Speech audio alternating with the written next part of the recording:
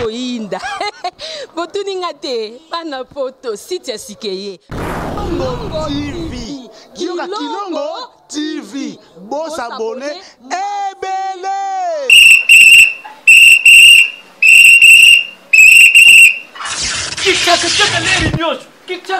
Mopepa sika tolima mopepa kalate mikolo solingi osabone obetika point. Kilongo TV bobeto be bokoto be na YouTube bobeto be Kilongo TV mpo Kilongo TV bokomona maijane wana bakataka te ngonga nyoso bokomona maijane na Kilongo TV wana nouveau ne kasi aza grand nani Kilongo TV. Oh Kilongo TV, oh Kilongo TV, sene moko ebotami eza moke kasi avimba na kati. Kilongo TV bokomona makambo ya minene mpo yasa ka ba vie ko le kabatinyaso. Kilongo TV. Bisous, bye. N'hésitez pas à liker la vidéo si elle vous plaît et si vous êtes nouveau sur la chaîne, n'oubliez pas de vous abonner et d'activer la notification pour ne rater aucune de nos prochaines vidéos. N'hésitez pas à liker la vidéo si elle vous plaît et si vous êtes nouveau sur la chaîne, n'oubliez pas de vous abonner et d'activer la notification pour ne rater aucune de nos prochaines vidéos. N'hésitez pas à liker la vidéo si elle vous plaît et si vous êtes nouveau sur la chaîne, n'oubliez pas de vous abonner et d'activer la notification pour ne rater aucune de nos prochaines vidéos. On commence, on commente.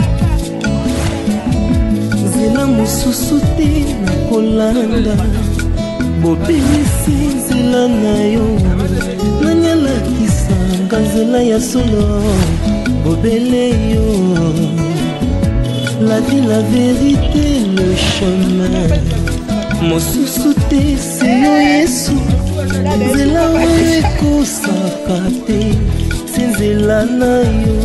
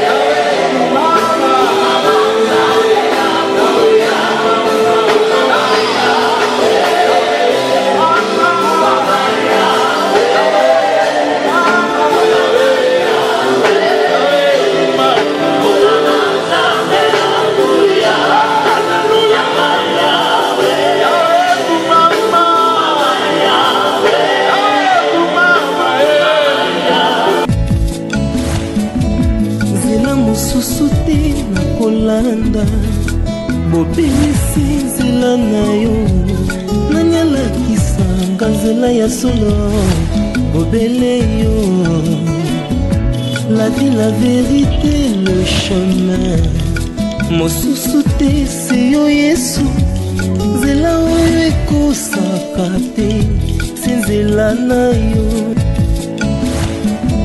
nzela mosusu te nakolanda bobimisi nzela na yo nani alakisanga nzela ya solo bobele yo la vie la vérité le chemin mosusu te se yo Yesu nzela oyo ekosaka te se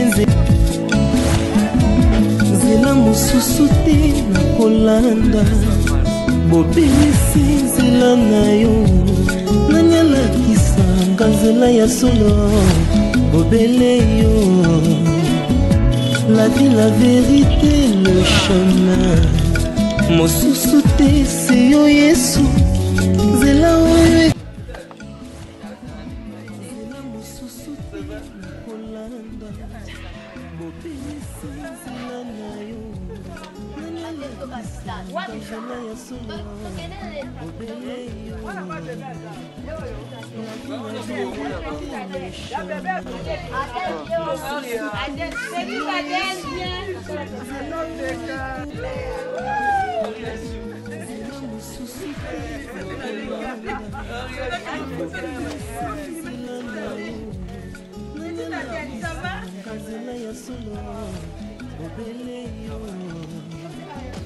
la vérité le chemin mosusu te se yo Yesu nzela oyo ekosaka te nzela mosusu te nakolanda bobimisi nzela na yo nani alakisanga nzela ya solo bobele yo la vie la vérité le chemin mosusu te se yo Yesu nzela oyo nzela mosusu te nakolanda bobimisi nzela na yo nani alakisanga nzela ya solo bobele yo la vie la vérité le chemin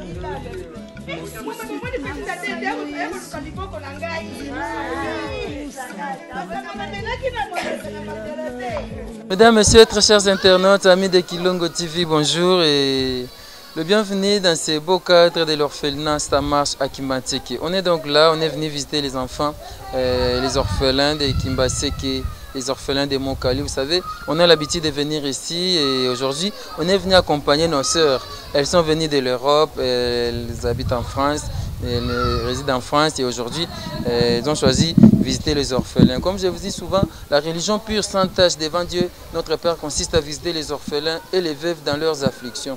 Voilà, nous voulons faire de cette visite la meilleure religion à travers le monde. Nous sommes venus avec Maman Gisèle et puis notre sœur, Maman Mimi, je pense, si je n'ai pas oublié les noms, on va leur visiter l'orphelinat, on va parler avec les enfants, vous verrez comment ça va se passer. Je pense que ça va, vous allez aimer. Merci beaucoup à Fiston Bastien de FB International, l'agence Assure. Merci beaucoup à Papa Mike Lema, mon sponsor Mike Lema. Merci beaucoup à Madame Lema Riachou, à Mamie Miline Zemba, je n'ai pas oublié, Fondé Kabea, Lévi Cyril Arsène Modabi. On est là avec vous, vous allez visiter avec nous cet orphelinat. On est donc là avec nos amis de Samarche. Je ne suis pas seul, je suis accompagné avec l'homme de Dieu, le pasteur Kossi. Maman Gisèle est là et puis Maman Mimi.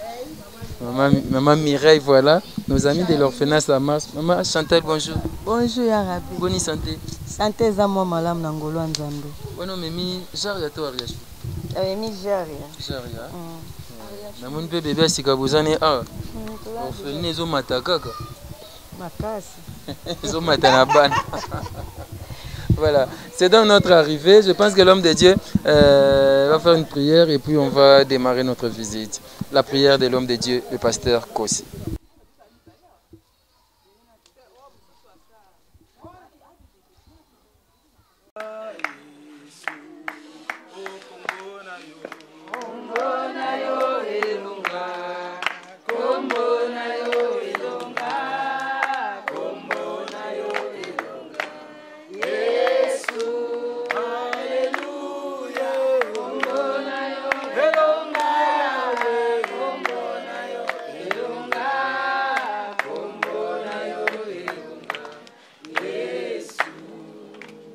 topesi yo merci mpo oza nzambe kumisama nzambe ya makoki nyonso nzambe oyebisaki josue esika nyonso kotamene okonyata epesameli yo kolo toniati esika oyo na kati orfeli na nzambe esika opi bana no baza nzambe tozondimi ete esika epesameli biso mpe tika molimo no mosantu azala nzambe kati na biso akamba biso du début jusqu'à la fin tosengi sécurité bonzambe na yo tout passé captif tomemi en obéissance ya croix na kombo no yesu kristo ya nazareth tika lipata mizinga biso mpe nyonso ekosala yo réussir na kombo na yo yesu kristo ya nazareth mpo oza kolo mpo mobikisi na biso nokosambeli mpe tolobi amen. Alléluia.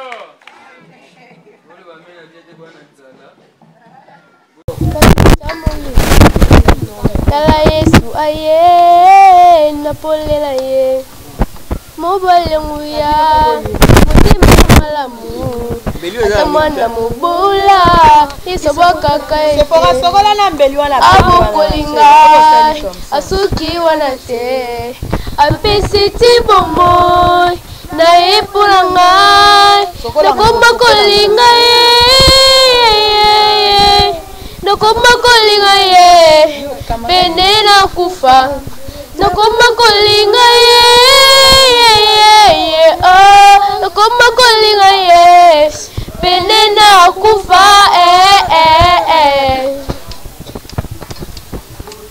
biloko motuya bato bakufelaka yesu andimi kojango kati na ngai naza bazele te epatalaka pamba andimi risque il a inversé à moi afungoli nzela alakisinga yango asuki wana te azotambwisa ngai nakoma kolanda ye nakoma kolanda ye bisika nyonso nakoma kolanda ye nakoma kolanda ye bisika nyonso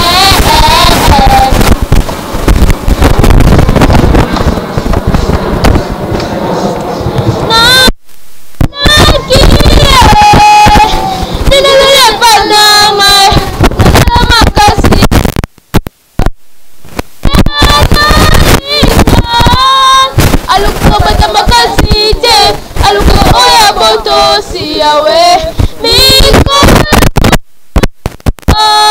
nakabela katabala abatela mutima nanga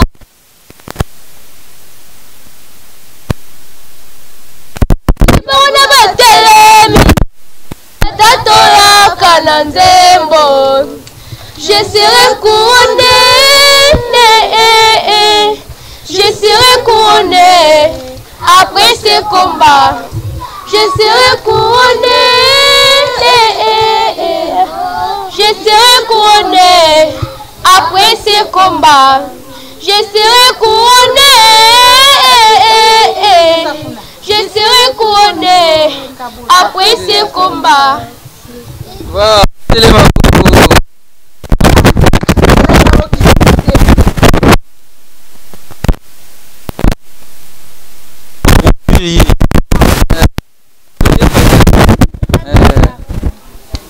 Nanya Zuité.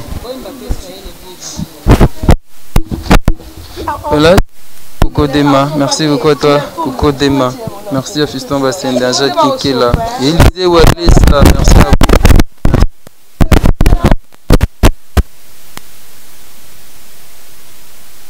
vous. Diesola, London City, merci à vous. Vous savez, souvent on fait des visites pareilles et certains nous critiquent, mais bon, cela ça ne nous intéresse pas et Dieu fait grâce. Nous venons visiter les orphelins, c'est une recommandation biblique.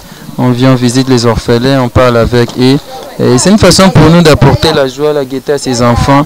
Ça fait mal lorsque nous partons parce qu'ils regrettent. Et on est donc... voilà, il y a un sourd dans cet orphelinat. Et toi aussi, tu as déjà pris? Prends, non? Allez, prends. Allez, vous allez ouvrir, hein?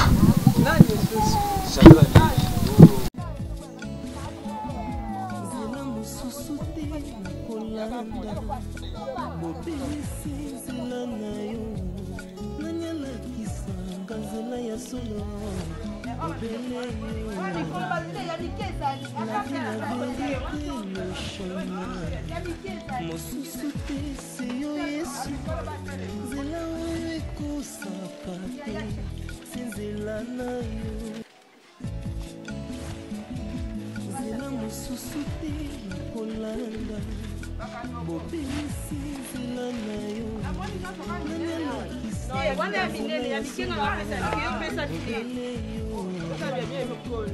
la vie la vérité le chemin mosusu te se yo yesu nzela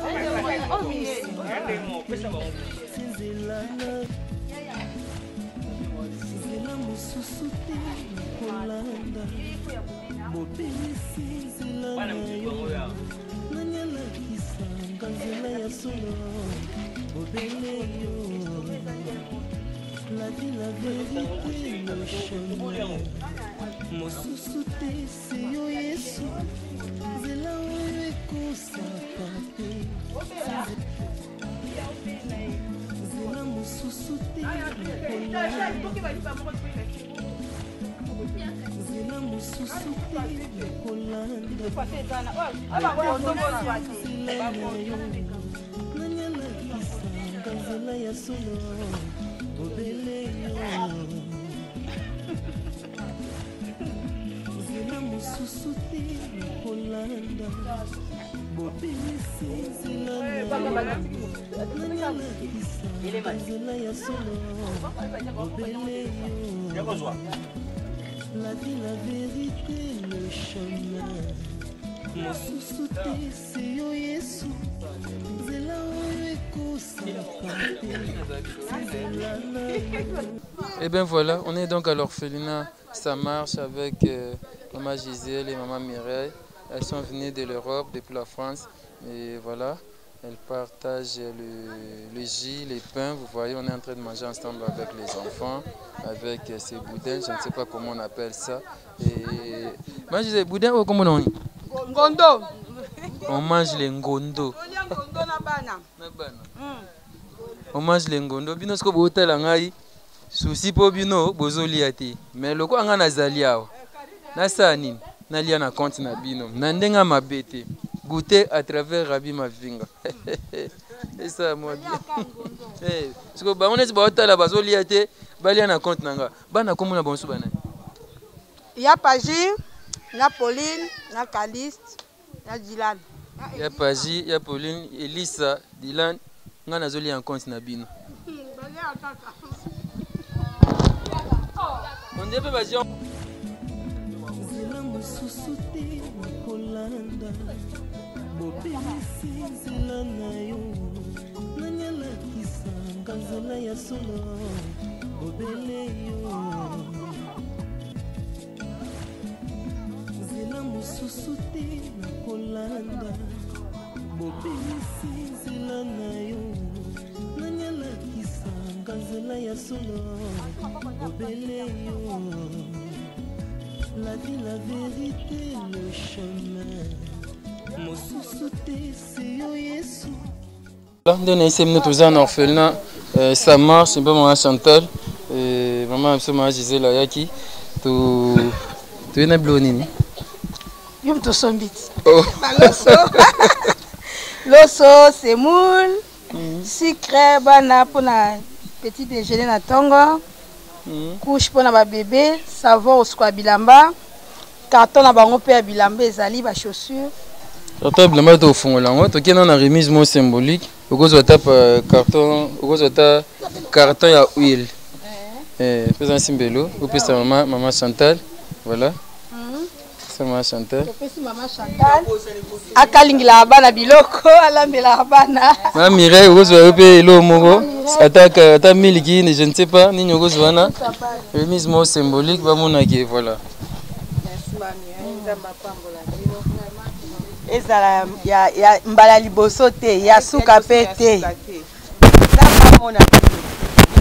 Konyana epesa mela bino. Amen. Voilà, c'est remise. Bobeta maboko. Ah, bozolia. Maboko. Bazolia.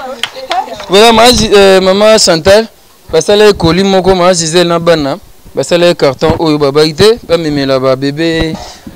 Ba bébé nani ma Gisèle? Petite Adèle. Ba memela petite Adèle. Yango za awa, to saka nde to salaka, bo mona biloko yango, iza malamu mingi. Je pense que basapato iza, oko sopano yango hein. Koko ba sopaka na site. Te po ba mona isala moi bien. Et comme la saleté, voilà. Il a mis ça. Oui, ça va papier, hein. Va papier mouchoir et va basket et ça va. On est normalement on dit bah nino. On est normalement long gag. Voilà. Pour les enfants, donc il y a des trucs ici et je pense que les enfants vont aimer. Mais ça moi bien. À l'ati attend la classe et ça moi bien. Oh yo, mais langa. Bébé a voulu tapona malili et son abana malamu mingi. Nzamba pambola mwana biso na komboni nani Paji ya Paji Nzamba pambola yo vraiment pambola yo ya koleka azongisa ebele na makaniso za nango na age wana na nga na yebi ke yo po osala orphelinat Nzamba amona yo vraiment merci. Merci beaucoup. Nous sommes dans un orphelinat, ça marche. Ma mère, na kimatique, ma mère, oh le bâté, n'évitez ça de on est. Émotion moi était. Non qui a moi était non qui passe moi était. De la moni bana boué. Na basi manga pe na koya ya tutoya di sous. Ya mbali. Tutoya di sous. OK. Ça c'est très bien. Et maman Gisèle loko baksa. Minga olobezate, toyaki otala bana. Tomoni bango to li ensemble. Voilà. Boye mimba lobaka rabi elobo memeli bana il faut ka ko yana caméra bo filmer ka bolo pa bolakisa ke binonde bo memeli yo pe ba loba no bongo ngapi ba loba nga bongo ba commentaire ezanga te mais so pe bino tango bino boyaki mbali boso so bo filmaki te biso pe tenga to mona te donc to moni po bino bo filmaki donc o ba ofinga bazali o pe ba o sepela bazali o pe misu ba mona biso bango pe ba yana tour na bango comme chaîne voilà po so bino bo filmaki te so bo saki ki vanta te biso pe tenga to mona te po ba benga ngo ki vanta c'est ça. Zoka ndebo bien quand qui fanta nga ne ba te mamere ba bio to sala qui fanta c'est qui fanta ça pour la sensibiliser batu mutu ya kotala pepe muteme tout ami il est passé à bongo ya to filmaka so bon dika na simana na koyeba ke ba kufena bazaka voilà les gens orphelins ça ana kishasa ebele batu bazo souffrir bana bazo kemba bazo zanga ba frais scolaires bazo zanga bloka kolia bazo zanga misusu esika ya kolala bazo zanga ba conditions hygiéniques ya bien. Donc difficultés ébélées on bomoni to saka ba vidéo boy na cadre ya télé surprise pour que to se pesa bana oyo na mwa muke oyo komonana et ça moi bien au lieu que ezala rabi bozo filmer pona nini loboko gauche so epesi ya droite yeba te nanya loba bongo au bible contexte on ba lobela est-ce que yango na pasteur ko si pousse na boy ah nzambe boni papa très bien papa rabi et ba comme ça tu vas comprendre comment malamu te je pense. Bon, au moni na makambo nyonso so zelika ba nyonso ba sepa na yo okoeshuwe na vie. Donc faut moi batu pe bazala. Ata Yesu akiti su na mabele azongi lisusu. Abandi ko sala makambo malamu. So batu na YouTube batu ko aimer ba osepela na batu ba boya ba osala ka ba cliquer ko tone zaki muta refuser mambo sali. Musupa ko commentaire malamu musupa ko boya ngo. Succès aux importants. Et toke na boye na bo moto be maman Mireille maman Gisèle toyebani te bon ayibi pe bana awate mais tala na musika maman Gisèle akanyi kombo ya petite Adèle o na ndela Adèle ba ozipe ba biloko mususu bon pona mwana taka ya petite Adèle amela miliki petite Adèle azo télé zali succès soki bataki ba image yo elekaki te bato ba président biso te comment bangé ko yali susu po ba saper geste la moko mba mususu esika loso ezangaki esika semule ezangaki ekokufu siko soki batalaki yango te banga sa ndenge eza na bato mususu na bible yo sabikisa biso eke kende koyebisa mutu te eza pe mususu yo sabikisa mutu kende kolakisa ba sacrificateur poni eza témoignage iti Lazare kutu basekisa na miso bato nyonso donc eza bablo mususu mutu akoloba bango mbamso a comprendre sens à l'obéi en côté musu a bina ekapo a commis na ekapo bon a kene musalate avant nega na parler musala za ebeyate ani ko kota na kata nini wana mais en côté ça c'est vrai et toza awa na orphelinat ça marche bisika babitoye soki na kimanteke na mokali soki neti loso ezate bana oyo omonaka bando sala kaka bando baye kaka mke siko bana ibele we baba baza so 40 mende to yebwe tala li papa mbali na buda ngondo mwana bioki esali déjà moi bien tout ça awa ma Chantal na mona mwana bébé bébé oya il y a combien de jours? 7 jours. 7 jours. Voilà. Bébé oyaza awa ba tikele maman Chantal aza n'a bien enfant abandonné, tout orphelin. Azaka na 7 jours jusqu'à la une semaine kaka de pas botami. Voilà, comme na ju komboté hein. Est-ce que yé ba sundoli na hôpital ou bien maman na yé akufi. Coco tu vas tenter de serrer ces jolis bébés. Oh là là. Nini kanya lito yé chapeau ngo. Aza très joli, aza mke makasi vous voyez. Ba sundoli na hôpital tonde. Ah, basundoli na hôpital, maman ngo pa osala za ko sala hémorragie makasi, donc okima kimeto ebite soko akufi soki ndenge nini. Ba yango nga na récupérer botala bébé oyo muto aza motema mawa, en tout cas bosunga nga pona mwana o. Ponga mona okokate, miniki ba komeli eza cher, makambeze belé na kokokate. Ah, aute na couvese na okosola wana. Mais kosuko sombo olandela ngo bakoma bakisi eza wana fona somba. OK. Ninga zana ana ba 7 jours kaka. Ba 7 jours kaka. Bébé penza ya bébé. Vraiment bosunga. A moteme otuta vraiment bosunga na kopesa pe numéro nanga numéro pe ya Arabi ezali. Numéro nanga ezali 0 numéro nanga ezali 082 94 52 116. 082 94 116. Bosunga pona bébé oyo vraiment aza bébé mukie makasi o baye kotikelanga talaka âge na komi na boti lisusu eza pasi mais bosunga mama na bino botika ete tange na moni su mama Gisèle azawana mama Mireille na yebi ke ba otika ngati ba otika ote na ya paji omoni bébé mususu Nzambe pe otika ote et ba sunga mwana oyo. Je pense que vous avez vu et bébé azavuma muke azamwa moko ya 7 jours kaka et 7 jours bo sunga o azam te malamu o azna de bon cœur asa la geste ya malamu bo hésiter te boko sala yango et bébé o nano azwi na ekombote nanga pe nazo bate na benga ekomboni mais du moins aza bébé ya koko na zwa impression ya ba maman abiso na bana pa mama Mireille comment na bébé oyo isali onde pasi makasi na motema nga pe na mama na boti bana 5 nakomona bébé boya abandonné motema mais nzambe ka nzambe mukola bani za nzambe akopesa ye bomo ya bien akopesa ye vie akotanga oza bien tokosunga kaka.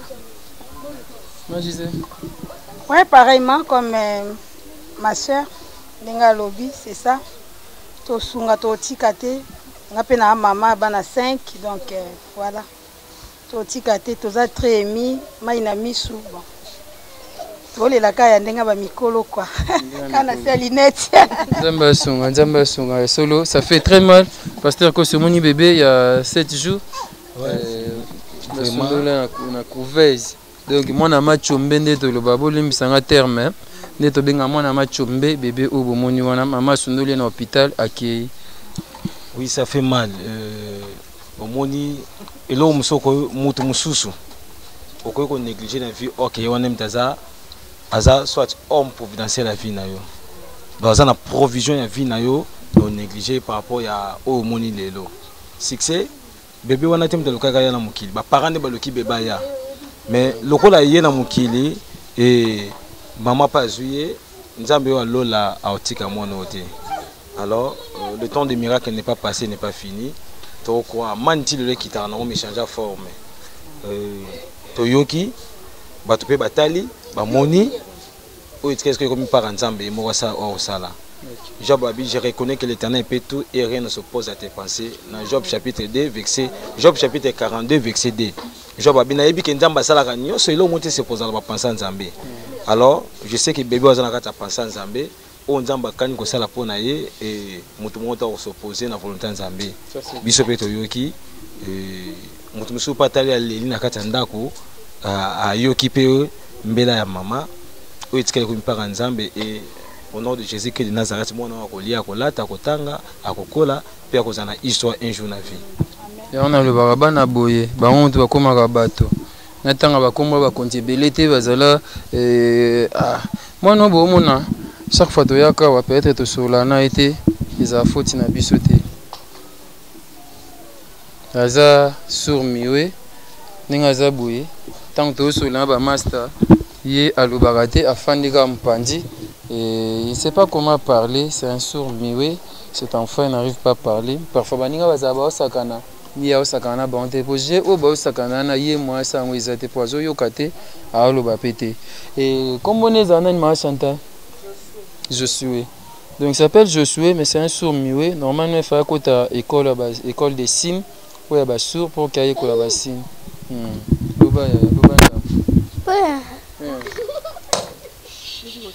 bon. Santé qui toque. Au lieu déjà. Au lieu boum. Hein? Voilà, c'est un sourd miwe. Faisons un effort que cet enfant puisse quand même étudier. Aïe qu'on est fils Katabassine. Et ça, moi bien. Et à part hier, au moins je pense que c'est peu ici. Baningam Subazawa. Ya kana yopena. On va essayer de photo bêta balle na bango. Bobini ba maman mso be otabino awa. Essaye nande. C'est belle me otalabiso. Tupesi bango merci. Ezalamba sugate baya kakaka. Baya kakaka. Yo comme na classe ni. Na comme la première série. La première série. Vous aurez ba 4 ba 3. Nous aurons combien? Nous aurons 10. Donc wakuna. Ndenge ba papa mso tango bazwa ko la bango nyonso. Bazwa zaka ba les premiers.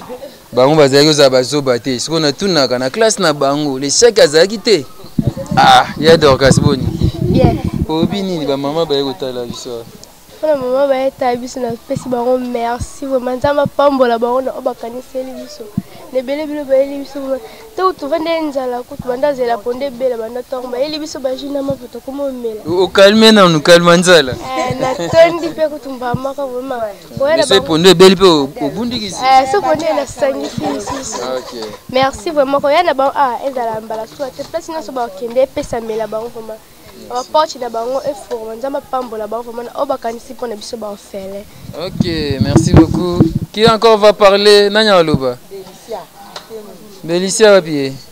Ba yo kana ba son. Master nanga nani? Nani? Ça va? Ça va. Comment on est? Belicia. Bonjour Safia Boul comme. Le lobini pas maman ba hotel ça. Napesi bango merci. Tozala kata na loso kolia te ma ba biso loso ba biso miliki pe biso pe to mela kata miliki to mela kata rouge to pesi bango merci penza. Merci. Merci beaucoup. Belle, va miliki, va me la petite miliki. Et ça, moi bien pour mi va me la tirer rouge. Tirer rouge, mais que pas petit rouge, oh Sinda. Ils appellent moi bien, ou bien bouloukout. Et ça là, moi bien mon boui, moi tsunga dans aux mélango. Papa Cosima Zeboy Sangan, Tiwana ya Sinda, to bouloukout, qui toko mingi. Voilà, on est vraiment à la fin. Maman Chantal au bac c'est ça? Toi j'étais un peu ça. Pasteur Kossi, à visiter Ndako. Voilà, on est vraiment à la fin de ce reportage. Merci de nous avoir suivis.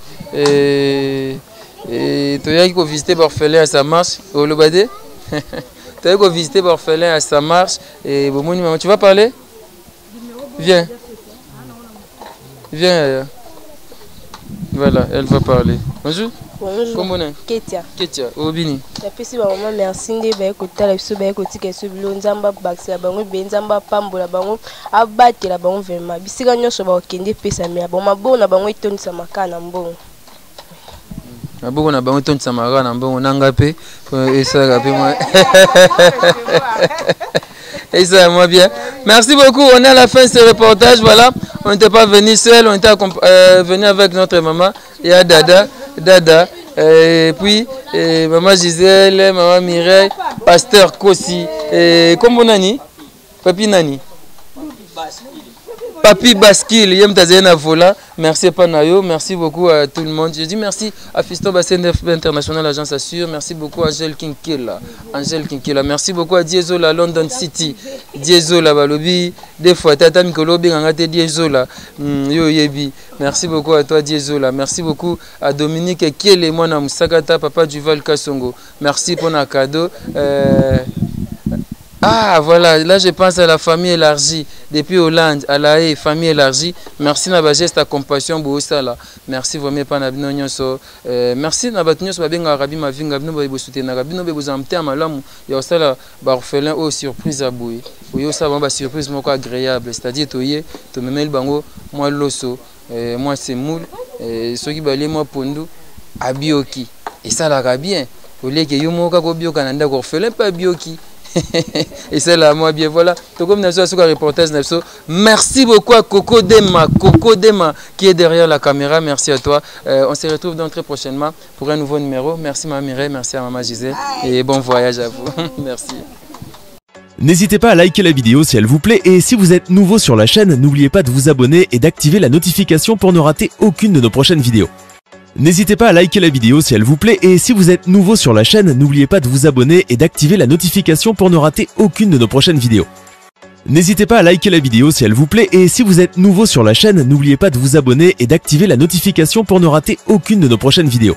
On commence.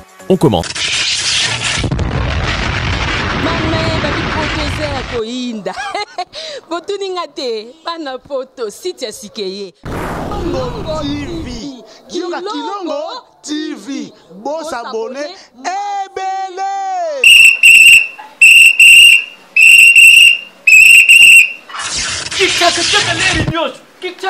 Mopepa sika tolima mopepa kalate mikolo solingi osabone obetika point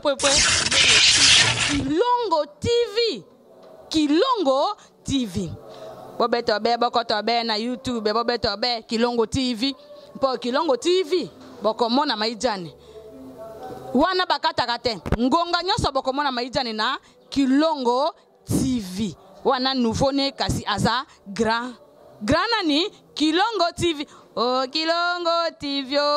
Kilongo TV zene moko ebotami eza moke kasi avimba na kati Kilongo TV bokomona makambo ya minene mpo yasa ka ba vie ko le kabat nyonso Kilongo TV bisous bye.